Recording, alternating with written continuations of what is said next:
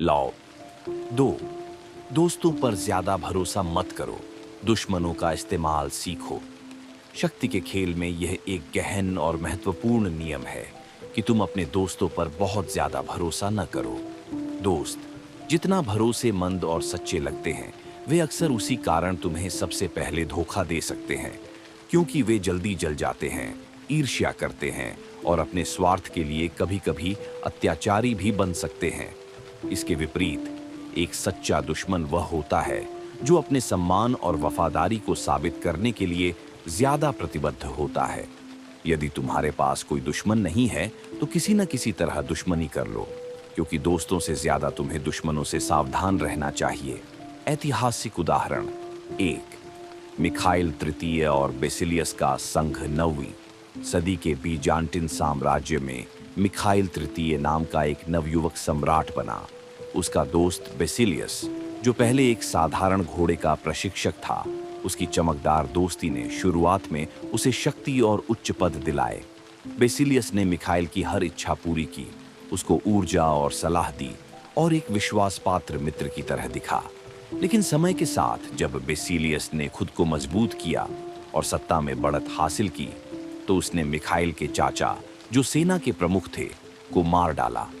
अंततः बेसिलियस ने खुद मिखाइल की हत्या कर दी और सत्ता अपने हाथ में ले ली। यह दिखाता है कि दोस्त भले ही शुरुआती समय में वफादार लगें, उन्होंने अधिक पद पाने के लिए धोखा दिया। मिखाइल ने अपने दुश्मन चाचा से सावधान नहीं रहकर बड़ा नुकसान उठाया। ऐतिहासिक उदाहरण 2, चीनी सम्राट सुन और पूर्व जनरल्स की कहानी। 959 ईस्वी में चीनी सम्राट सुन ने अपने शक्तिशाली सेनापतियों को शराब पिलाने के बाद आश्वस्त किया कि वे उसके लिए खतरा नहीं है।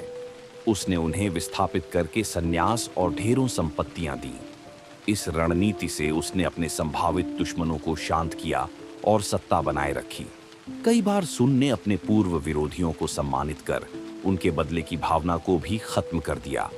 यह रणनीति यह सिखाती है कि किसी भी दुश्मन को सही तरीके से अपनाना और उसका उपयोग कर लेना शक्ति के लिए बेहद फायदेमंद हो सकता है। मनोवैज्ञानिक विश्लेषण और सलाह।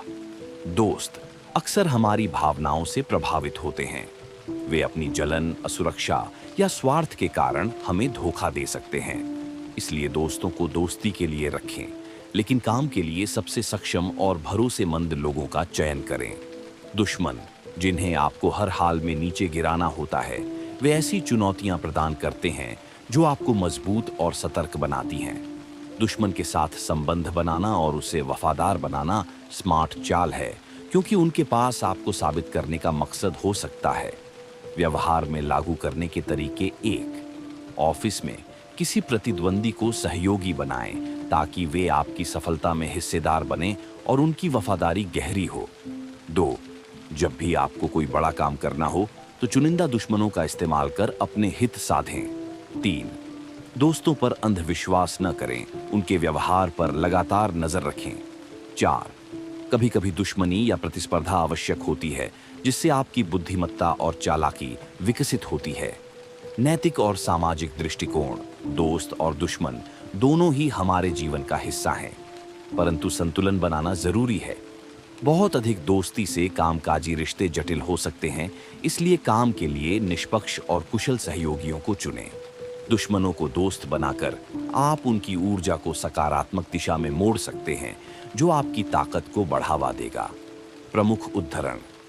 Friends may betray more quickly, but former enemies prove more loyal because they have more to prove. Lord, protect me from my friends. I can take care of my enemies. Voltaire. If you have no enemies, find a way to make them. अंत में यह कानून हमें सतर्क बनाता है कि दोस्तों पर अधिक भरोसा करना जोखिम भरा हो सकता है, जबकि दुश्मनों को उचित रणनीति से अपने पक्ष में किया जा सकता है। जीवन में सही लोगों का चुनाव करना, उनके स्वभाव और प्रेरणाओं को समझना और उन्हें अवसर देना शक्ति की कुंजी है। दोस्तों और दुश्मनों से मिलने वाले अनुभव हमें न केवल बचाते हैं, बल्कि हमें बेहतर और अधिक सूझबूझ वाला बनाते हैं।